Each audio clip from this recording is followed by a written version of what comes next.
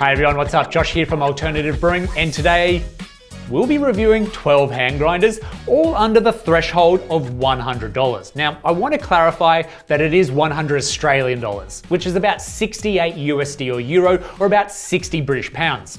It may also occur that one or more of these grinders is cheaper or more expensive in other regions than it is in fact retailed here in Australia, and my guess is as good as yours as to why that is so. But the sheer number of grinders found within this range of 0 to 100 is insane. It's almost double that of any other range split by $100, and it's Hario that pretty much have all their eggs in one basket. As we have the Hario Smart G, the Hario Wood Colum, the Hario Slim Mini, the Bialetti Manual, the Hario Skerton Plus, the Yama grinder, the Rhinowares Compact, the Hario Slim Pro, the Porlex Mini, the Hario Prism, the Hario Canister, and the Coffee Accessories hand grinder. That's quite a lineup. So today we are going to run through each one of these grinders one at a time, so then you'll be able to find timestamps down below in the description panel, which will take you straight to the grinder that you might be interested in, or certainly you can just watch straight through not to miss either one of these grinders. And we are going to compare key dimensions of the grinders, their capacities of both the hopper and the catch cup, take a look at workflow, then we'll sidestep to build quality, construction, user experience, reliability, and then the burrs. And then we're going to summarize on the grinder. From there, then I'll heat up the kettle and we'll do a blind tasting across all of these hand grinders as a cupping. I'm really not too sure what to expect there, but we will take a look at grind quality at that stage as well. From there, I'm going to pick out a bunch, probably my top 4 to go through recommended for use in espresso brewing. And certainly whilst a majority of these are not recommended for espresso brewing, I do have my doubts that there are a few that will. So we will dial in and blind taste 4 espressos as well using one of these grinders. Now, it's often difficult to substantiate a grinder's value, especially when it's the brewer itself, which costs much less than this. Take a Hario V60 for example. This clear plastic one you can purchase for $12. And a V60, well, this is world renowned for making fantastic, great coffee. So if you are looking for a setup that's cost effective and will work for you, keep on watching. And for the love of coffee, smash that like button, hit the subscribe, and let's get into today's hand grinders all under $100. So beginning at the cheapest and going up from there, we have the Hario Smart G coffee grinder. So this grinder is going to hold 27 grams in the top compartment and approximately 40 grams in the grinds cup. And I do make that point of difference because it is most of the time that the chamber with the least amount of capacity is used to mention a grinder's capabilities, but I would say it's really only one step away from either adding extra beans into the hopper or dumping out a full grinds cup to continue grinding that you'll find that the capacity of the grinder in most cases is understated. Now the Hario Smart G weighs 230 grams, which is considered very lightweight.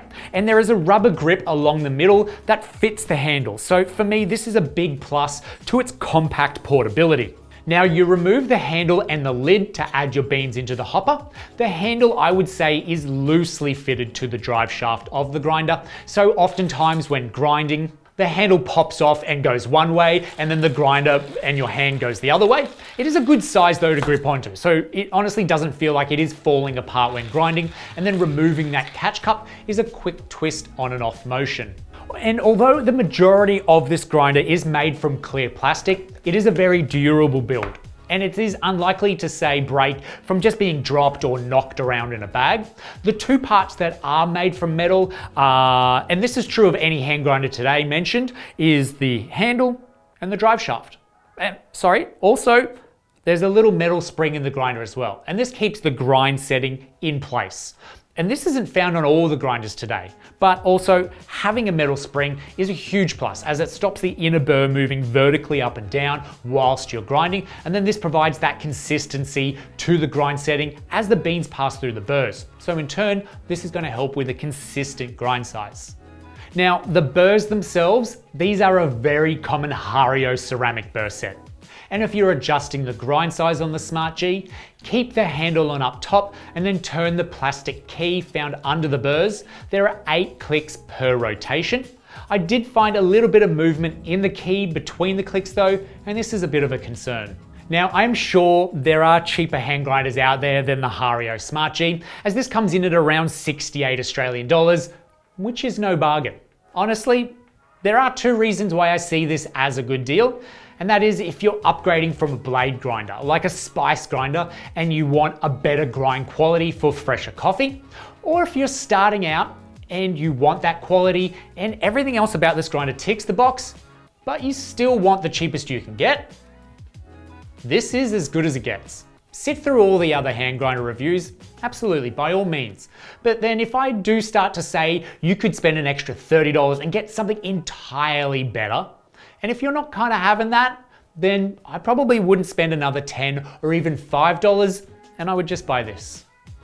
Next, the Hario Wood Column Grinder. This is an interesting one. The hopper holds 30 grams of beans, the catch cup holds 100 grams of grounds, which is a huge difference. It weighs 600 grams, and then you have that sliding door on the front of the bean hopper to funnel your beans into. Not very easily though. It's done from the side, it fills up quickly, and then it's a little bit awkward. Now, grinding using this, I wouldn't say it's easy to hold this grinder in the hand. However, it does have felt pads on the bottom, which allow you to keep the grinder nice and steady on the bench whilst grinding, which is what I would recommend. This is not a portable grinder. It's not compact, it's not lightweight.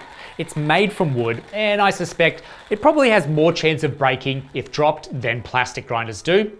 And speaking of it being wood, the outside, this feels finished, like it's nice and smooth, there's some sort of clear lacquer on it, but the inside to the catch cup, this is much more like raw wood. And I don't know, well, I do know actually, I wouldn't be grinding my beans into that raw wood, only because coffee is full of oils and those oils will impart into the wood. And suppose some people might say that's seasoning and it's good for the grinder, but honestly this will lead to spoiling and tainting of the fresh coffee that you place in there later down the track. So personally, I'm not a big fan of the wood. Now, the burrs that it uses are the Hario ceramic burrs, and the grind adjustment on this, in essence, is the cherry on top of what I would say is a subpar grinder. To change the grind, you have to undo the top screw enough to tilt back that locking pin in order to move the adjustment wheel to the next notch and then lock it back into place. In turn, this will move up or down the thread and adjust the burrs down below.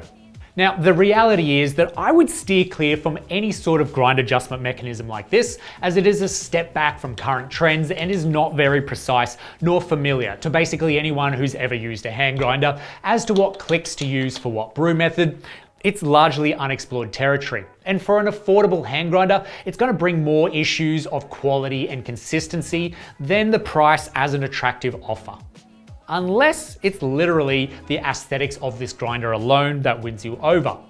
And this one in particular kind of reminds me of a trophy, and that's why I keep one on the shelf. So I guess it's got that going for it. The Bialetti manual hand grinder. The hopper holds 46 grams and the catch cup holds 30 grams. Its total weight is only 238 grams, which is really lightweight, but it's not very compact. Comparing it to the already reviewed Hario Smart G of the same weight and also made from plastic, this should give you some indication of the quality of the plastic that's used in the construction of the Bialetti. So in that regard, I would not say this is a very portable hand grinder. Now, you place your beans into the hopper under a soft plastic lid that you don't have to remove, so that's kind of a nice touch. But for the size of the hand grinder, the crank handle feels a little bit small and adds to the difficulty of grinding with this. To remove your grinds, you twist off that catch cup, but just be aware the catch cup comes apart in two. So I'm not sure why this is, but you want to avoid any accidents of that inside cup falling out whilst dosing. Bialetti have made the overall diameter though compatible with Bialetti funnels for ease of use in that, and that's kind of a bonus. Now, this does feel like a cheap grinder. The plastic, it's not high quality in the slightest, and there is a base to the catch cup. This keeps falling off, and there's really no reason to keep it on, so it just ends up being that part of the grinder that you throw out and never use again. And the burrs, these are a white style of ceramic burrs, and then changing the grind is done somewhat stiffly through holding the handle and then twisting that key found underneath the burrs. There are 8 clicks per rotation, and again, that same amount of movement between the clicks, though the clicks themselves do feel a little bit more sticky. And if you're a die-hard fan of Bialetti, then this might be an attractive lure to you, as it does have dosing options found on the inside of the catch cup for various mocha pot sizes. However, I don't know, the quality that you do come to expect from Bialetti in their mocha pot brewers, it's just not found in this grinder. Next, the Hario Mini Slim Hand Grinder. You can fit 45 grams in the hopper, 27 grams in the catch cup, and it weighs 254 grams, which is slightly bigger than the Hario Smart G. This would still make a very good portable hand grinder though. I will use the Hario Smart G to leverage the Mini Slim off though, and the biggest changes in this grinder I would say are the attachment to the drive shaft through the handle. It has a much more reliable connectivity, and the angle in the crankshaft makes for easier rotation when grinding. The plastics on the Mini Slim are of better quality and durability as well, and then the overall construction and design of the grinder's body is more resistant to stress fractures during grinding. And also, whilst grinding, it just feels more solid and reliable in the hand. So whatever the downsides there were to the Hario Smart G, they've pretty well been erased when it comes to the Mini Slim. It's a more ergonomic, more durable and reliable hand grinder for not all that much more in price. However, in terms of the performance in the grinds, I would be skeptical to say that there is any difference, as their inner setups are identical. It's the same burrs and the same burr adjustments. So I guess if you asked me right now, which one of these is the better grinder, I would have to ask you, what do you mean by better? The user experience is completely improved on the Mini Slim. So perhaps then when it comes to the blind tasting later on, it will also demonstrate that this is the better grinder. We'll have to see. Next, we have the Hario Skerton Plus. This amongst all the grinders has a fantastic capacity. 80 grams in the hopper and almost 100 grams to the glass catch cup. It's a little bulky at 480 grams, and its size, I do balk at the idea of traveling with this as it is a little awkward, but you can break this grinder down quite comfortably to manage that space a little bit better, so I don't want to write it off from travel altogether. Now, I do also like that the glass catch cup comes with its own lid. Now, this is not something that I would use to grind coffee in and store it that way, which is not good. Beans maybe, or like even a cup. Like put your beans in there, travel with it, take them out, throw them in, grind, brew, and then use this as your drinking cup. That would be kind of neat. In terms of build quality, it's the same durable plastics that are used in the Hario Mini Slim, and this is good thick Hario glass. So it's as durable as glass pretty well gets. And glass is a great product because you can wash it and it also won't retain any odors. And the Hario Skerton Plus has a nice large hopper opening, which funnels beans quite nicely down into the burrs. The burrs themselves are the same grey Hario ceramic burrs, and then back to the grind adjustment mechanism. Now, I don't love these or even like them for any reason, but the Hario Skerton does use 2 pins around the adjustment wheel, so it's a little bit more reliable and less wobbly when you're locking it into place. However, the same confusion applies when almost every other hand grinder uses clicks. This sort of mechanism, it's just a little bit more abstract to get used to. When grinding, the middle of the Skerton Plus's body is quite narrow, so it is easy to hold onto, though it also has a plastic base that sticks to the bottom of the catch cup. So this can be used to secure the grinder from slipping across the bench if you're placing it on the bench and grinding that way.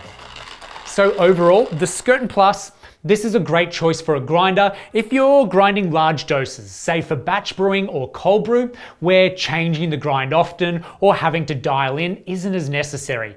But for smaller doses or compact travel grinding, I just think there are better options out there for control, for consistency and portability. Now, I also know that there is the Hario Skerton Pro, but this comes in over $100, so I couldn't include it in this review here, but stay tuned for that price comparison. the Yama hand grinder. This fits 40 grams in the hopper and 60 grams in the grinds cup and weighs 535 grams. And for portability, I don't know, this might be double standards, but I'm alright with saying that the Yama is good for travel and especially packing it into a bag. Although it is a little on the heavy side, you take the handle off and then it's pretty much the size and shape of a Coke can and you can pack it away fairly convincingly. Back with another wood grinder. This does feel more luxurious than the Hario wood column does, and I'm more of a fan of this stained darker wood in comparison to the lighter beech wood of the Hario column, and even the metal, it just feels thicker and more durable than the Hario grinder does. Now, the fact you don't have the awkward opening to the hopper, it's quite nice. It's quite an open hopper, and then it funnels those beans further down into the grinds chamber quite easily. The catch cup, this is a screw-on catch cup, which I prefer as opposed to Hario's gasket. And then inside the catch cup, this is still bare wood. So I stand by what I say, it's not really ideal for grinding beans into, preferably, but by all means go ahead. Yama actually include this silica gel pack that was in here when I unboxed it, which is a nice touch, but I think I might put this in my sock drawer rather than keeping it in here. Now, with grinding with the Yama, it is again a little more wider than is comfortable to hold onto whilst grinding, so there are non-slip pads under this grinder as well, so you can use the grinder on the bench when grinding. However, the grind adjustment, this is the same found on the Hario grinder, which is frustratingly difficult to follow where you're at unless you grind some beans off and adjust your grind setting from there.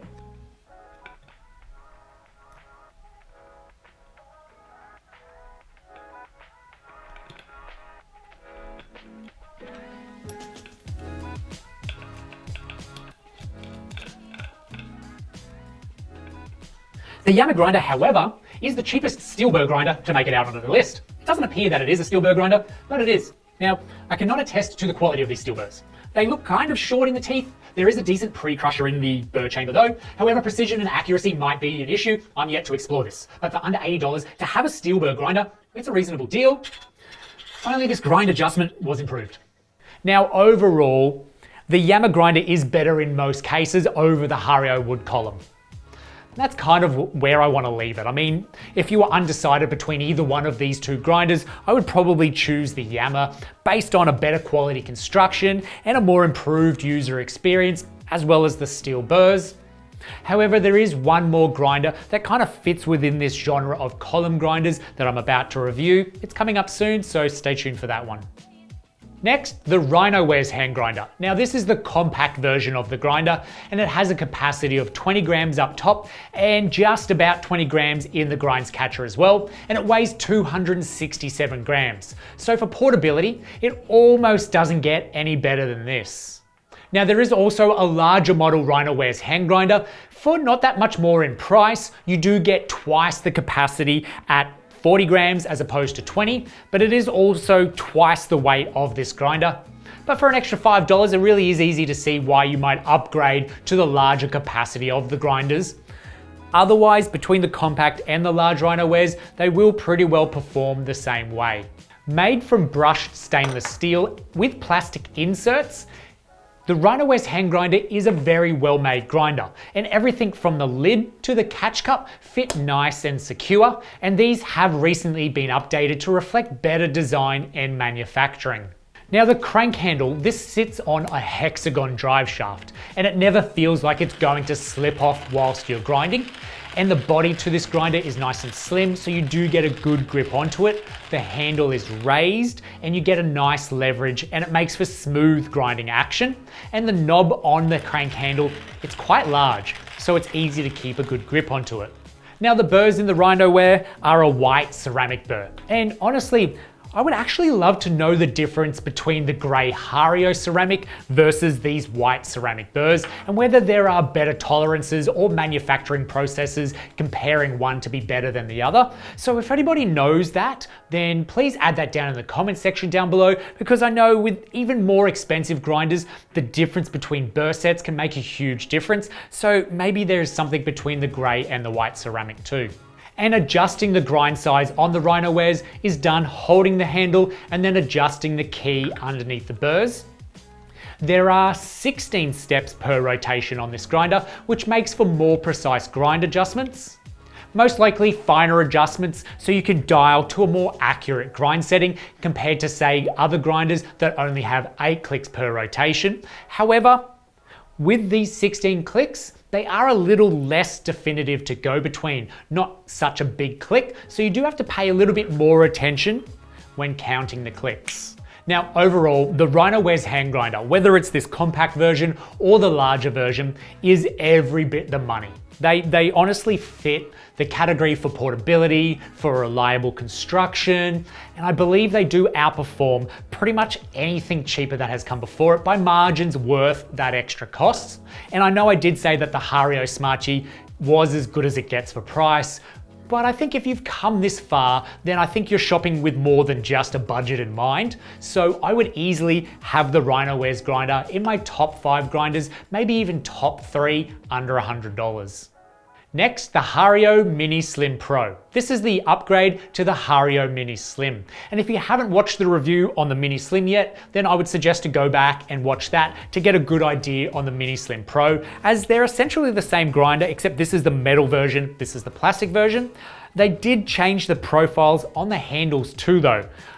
Actually, I preferred the raised handle on the Mini Slim as it just gets more leverage. And the lid to the hopper on the Slim Pro has been upgraded. It's a little bit more plush, but I really wouldn't say that it adds too much to its workflow or user experience. Now, the thing I cannot get past though with the Slim Pro is pretty much the deal breaker for me, and that is the catch cup release. Now, it's pure metal on metal, and it's a really tight fit, which I guess could be seen as good. However, if you don't get it right, then it's just scratching all that way and you don't get a good position on it. And only after a couple of times, it's really well marked on the sides, and I've even scratched that paint where I've missed it or I've had battled it getting it close. So honestly, I really don't see the value in the Pro over the Mini Slim. Both are great grinders, but from a user experience, I would just straight up choose the Mini Slim over the Mini Pro. Next, the Porlex Mini Hand Grinder. Now this holds 22 grams up top in the hopper and 25 grams in the grinds catcher, and it weighs 250 grams. There's also a larger version, the Porlex Tall, weighing only 50 grams more at 300 grams and holds 40 grams up top and 45 grams down below. Easily the biggest competition to the Rhinowares hand grinder, or I guess vice versa. They're very similar in construction. However, the Mini Porlex is smaller in size than the Rhinowares Compact, but has the larger capacity overall. And it also comes with that rubber holder around the side of the grinder to place your crank handle in, which makes it great for traveling. Now, the internals between both of these grinders is identical. They're both the same burr set, which is a white ceramic burr, and the grind adjustment mechanism works the same as well, though Porlex has 8 clicks per rotation, whilst the Rhinowares has 16. So the difference in total grind changes available between each grinder is what you would expect, that the Rhinowares has double the amount of grind adjustments than the Porlex does. And the connection with the handles to the drive shafts, it feels a little bit more reliable with the Rhinowares as well, using that hex shape, which helps with an easier exchange of power to the drive shaft, whereas the Porlex has a noticeable flat shape, so it doesn't feel that reliable and it doesn't feel like the handle's going to stay on all that long. So you see where I'm going with this. Now overall, the Porlex and the Porlex Tall, they're very great grinders for their price. But for everything else except capacity, which is very close as it is, the Rhinowares grinder just nudges them out in every other aspect, I believe. However, Porlex would still be in my top 5 grinders, possibly top 3. We'll have to wait to see the taste tests. Next, the Hario Prism grinder. This has a hopper capacity of 25 grams and a catch cup capacity of 28 grams, and it weighs 462 grams, which is pretty heavy for its size, but after all, it has a solid aluminium or aluminum body with clear plastic inserts. Now the handle and the lid come off to quite easily add your beans into the hopper, but grinding does feel a little awkward as it is quite a square shape, so it doesn't naturally fit into your hands whilst grinding. Once finished though, that grind cup pops off quite easily and it feels like it's magnetized, but really is only 4 ball bearings slipping in and out of place, but that element makes it feel superior. Now the burrs, these are Hario's grey ceramic burrs, and the grind adjustment, like many Hario grinders before it, is under the burr set, turning the key whilst holding the handle. There are 8 clicks per rotation. Now the most interesting thing about the Hario Prism, over and above its unorthodox looks, is the fact that the interiors of this grinder, both the catch cup and the body, are removable. Now, I don't know if this is meant to do this, though I incidentally discovered it, so I kind of feel like you're meant to be aware of it, but really what difference it makes other than maybe an easy clean, I'm not too sure. And how does this grinder at $94 compare against other grinders, say $10 to $15 less than that? Well, there's really only its unique design that makes it what it is. I will be honest and say that obviously it has a much more durable construction than plastic bodies does, but under that, its performance, is it any better than the Hario Smart G or the Hario Slim? Only the taste test will be able to tell. Next, the Hario Canister mill. Now, I would be hard pressed to even call this a hand grinder, although you obviously manually crank the handle. The size of this thing is huge, and there is so much material that goes into making this grinder. I'm amazed that it costs under $100. The hopper holds 40 grams, and the grinds catcher, which is just obscenely large, holds 160 grams. Although, underneath the bottom it says it can hold half a liter of liquid. I do like its old school look. There's a latch onto the grinds catcher, which is awesome. Oh yeah, and also a cork plug inside the grinder. So when you unbox this thing, just make sure you take out that cork before you start grinding. Now you add your beans into the open hopper, and there is a handy slip-on plastic cover that stops beans from popping out whilst grinding. There's a large pommel onto the crank handle, and this is great to grip onto and makes for smooth grinding. And let's be honest, this is not a grinder you'll be grinding in the hand. You're going to use this on the bench to grind with. So the non-slip pad on the catch cup helps out a lot, stopping the grinder from slipping around whilst you're cranking the handle. Now it uses the same grey Hario ceramic burrs as all the Hario grinders do, and that adjustment mechanism is as good as the Skerton Pluses, but that's not really saying much either. There are 2 pins locking the adjustment wheel in place, but what setting you're on or should go to is really a trial and error. Now the Hario Canister grinder, this is an upgrade from either the Hario Colum or the Yama grinder, only because it uses glass and not wood for its catch cup. The ceramic versus the Yama's metal burrs, I might comment on that once I see how the metal burrs perform, but at this stage, I would probably still be more inclined to go for better grind adjustment, a hopper lid, the glass catch cup, over any of the other aspects of the other vintage looking grinders. Lastly, but not least, the coffee accessories hand grinder. At a dime under $100, this grinder has a hopper and grinds cup capacity of 24 grams and it weighs 440 grams total. For portability, I would still give this a thumbs up, although it's not super lightweight, it is very compact. The lid and the handle are one piece and removable, and then it's pretty well streamlined to throw into your bag. Adding beans into the hopper is quite straightforward, and the dip seen in the crank handle makes for superior transfer of power to the drive shaft and adds to the smooth and easy grinding. Due to the slim design of this, it's really easy to hold onto during grinding, and then afterwards, accessing that grind chamber is done by screwing it off, and it's quite reliably on there, so it doesn't feel like it's ever going to fall off during grinding. Now the coffee accessories grinder, out of every other grinder in this price bracket, is the only grinder to have full metal construction, found with the body, in the interior support brackets, and also the burrs combined, and is easily the most robust and durable grinder out of all 12. And it's metal, not stainless steel, and has a heft about it, and feels far superior in every way compared to the rest of the grinders under $100. Now the steel burr set that it uses, this really isn't matched by any ceramic burr set. And the grind adjustment mechanism, You keep the lid on and adjust that steel key below the burrs. It's clearly marked out with 12 clicks per rotation, and there's also a dot found on the key to follow which setting you're on. Plus, there is no movement between these clicks at all. Now at this stage, it's almost unfair to compare the coffee accessories grinder against a plastic grinder with ceramic burrs. And it has the look of a modern grinder more than twice its own price, and I believe the performance would even replicate that. But my only hope is that the price of the coffee accessories grinder doesn't shift too much over time, as this is still a reasonably new brand grinder to the market, and I do suspect that it is one of those grinders that you can get branded with your own logo. However, the situation still remains that this is a quality hand grinder found under $100. And yes, it could compete with grinders upwards of $160 to $180. So that's why I'm placing this grinder easily in my top 3 without a doubt. And as you may already suspect, it's most likely going to fare well in the blind tastings. But you never know, only time will tell. So I'm going to go ahead now and set up these blind tastings and we'll go from there.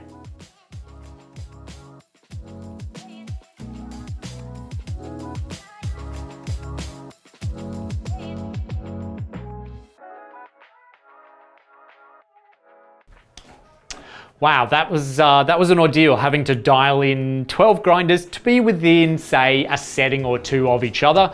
Some interesting results in the samples, in the grind settings. Some of them threw a lot of fines into the sample. Some reasonably consistent, I'm pretty happy with. And then there was 1 or 2 bowls that just had a lot of bigger chunks of grinds in them. So fairly inconsistent the way they grind, and it'll be interesting to find out which one of those is and really how they reflect in the flavors. At this stage, I have no idea which one's which. I've kind of confused them all up. Pretty easy to do with 12 bowls and not be able to track them. So I'm just going to pour some water over the top of them and give them a taste and see how we go.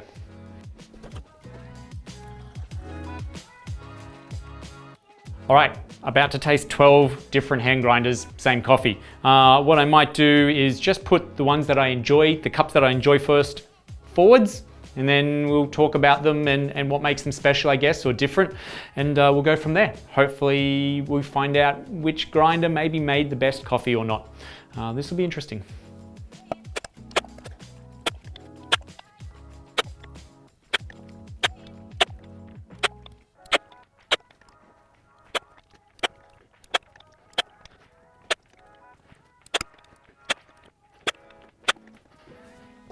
All right, round 1 just done. A little bit more cooling to get done before I taste again, but I would definitely say there is just one standout cup. It's just sweeter by margins. Let's see if that carries forwards or not. Maybe it'll drop away, maybe it won't taste so good in a second, but this cup here in the middle is by far the sweetest. We've got another one up here that appeared to be a little bit sweeter, but this trumped it when I got around to it. And then there's a few that just kind of sit back. They all kind of taste the same, like just a little bit of milkiness, a little bit of chocolate, but nothing kind of jumping out. Maybe a little bit better acidity in those ones that have moved forward slightly. Otherwise, this still just the standout. So I'll give it a moment and we'll taste again.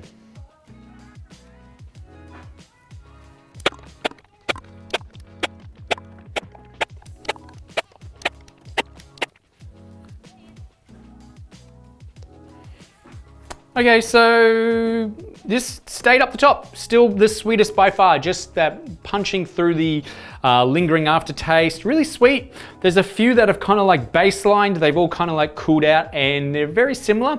I'd probably put this group before this group though, so whatever these 4 are, just slightly better in sweetness and overall body than this. And then there's three sitting at the back, I'm not too sure. They're just, yeah, just real mellow, didn't really work out as well as I thought they were gonna be. Wow, this is gonna be interesting. By no means does this mean that this is the grinder that will make the tastiest coffee. Really, this is just a test, one test to see how they all perform across a very particular grind size. And I was just curious to see how they would taste in this sort of a fashion. Now I guess it's just the big reveal. Let's go see. Let's maybe start with the bad cups first. We'll weed the bad ones out and we'll see how we go. I've got my list here, so I need to pay attention to that. All right. 12 grinders. Number 9. Okay. Number 9 was the Porlex Mini. Didn't fare so well. Number 5, whoops. Ha! The Hario Skerton Plus. And number 11, the Hario Canister. Now that's I gotta be honest, that was the one that threw the boulders. So I'm not at all surprised about that. That was when I poured them back out into the bowl. I saw boulders. I kind of knew what it was, but I went and continued anyway. That's an interesting one. Maybe we could come back and redo that one, but what do we do? The Porlex Mini, the Hario Skerton Pro, and the Canister. Let's start over this side now and we'll go what these medium ones were. 10. The Hario Prism. Whoops. 3. It's really hard to see. The Hario Mini Slim. 6. The Yama grinder. That's the metal burr grinder. That's interesting. It's kind of there, sitting up there with them all. Whoops. What's that now? 8. 8, and I'm making a huge mess. The Hario Slim Pro. So we've got the Slim Pro and the Slim together. The Yama and the Prism. Okay.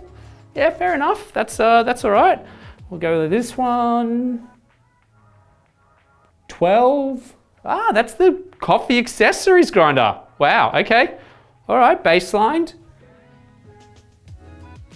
1, the Hario Smart G. This is interesting. What's this? 2, the Hario Wood Column. And now if I was paying attention, I'd know what we've got left.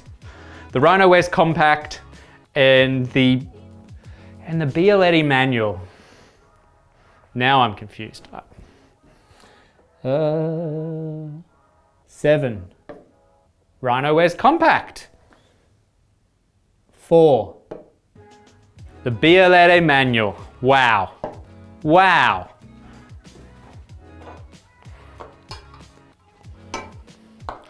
That is my least favorite grinder from the top 12. Let's try this again. Let's just do quick one more round and maybe I can confirm it or not, I suppose. No, I can confirm. That is the sweetest cup, the Bialetti Manual. It kind of sits either side of the pours as well. So maybe getting the hot water, the cold water. I'm not sure. I'm just trying to make excuses here as to why my least favorite coffee grinder made the tastiest cup this time. That was interesting. Bialetti coming to the ground.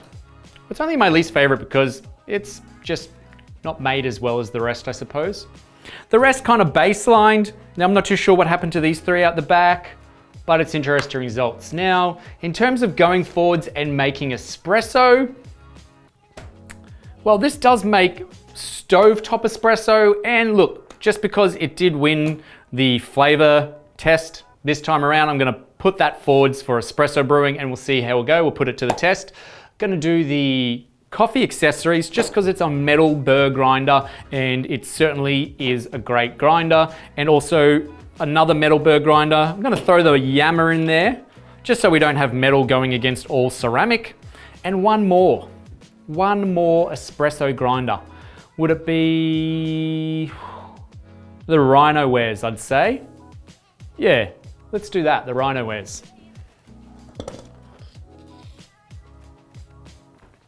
These are the 4 grinders going through to make espresso. I'm just gonna clean all this up, dial in espresso, and we'll taste that. Stay tuned. We hate to interrupt this broadcast. Here is me attempting to dial in the grinders to espresso. Completely overcoming my frustrations, I was not able to pull a decent shot of espresso from the majority of the hand grinders I had chosen for the task. And then I added a further 2 more grinders, the Hario Mini Slim and the Hario Prism, so I could test them out as well and continue the espresso blind tasting, yet neither of those two were able to accomplish an espresso either. So where does that leave us then? Well, the only grinder that was able to brew a good espresso was the Coffee Accessories hand grinder. And it does only have around 3 to 4 espresso grind settings to go between, which is an important factor to consider when you're dialing in an espresso coffee. And the bigger picture is, can a hand grinder under $100 brew espresso? Well, looking at this outcome, not really. So are any of these hand grinders then any good? Well, yeah, absolutely they are. And I certainly wasn't doing all of this just to point out one hand grinder, although the Coffee Accessories hand grinder is the standout amongst the many. Top 3 easily. And I would also include the Rhinowares hand grinder and probably the Hario Mini Slim as well. However, spending $67 or $99 is a significant price difference, and value for you is really decided by you. And any one of these hand grinders will grind coffee, and any one is capable of brewing a delicious coffee. I say that sort of hesitantly, but it will. So if you have any further questions on any of these hand grinders, add that down into the comment section down below and we'll get straight back to you. Thanks for watching to the end of this comparison, and we'll see you in the next one.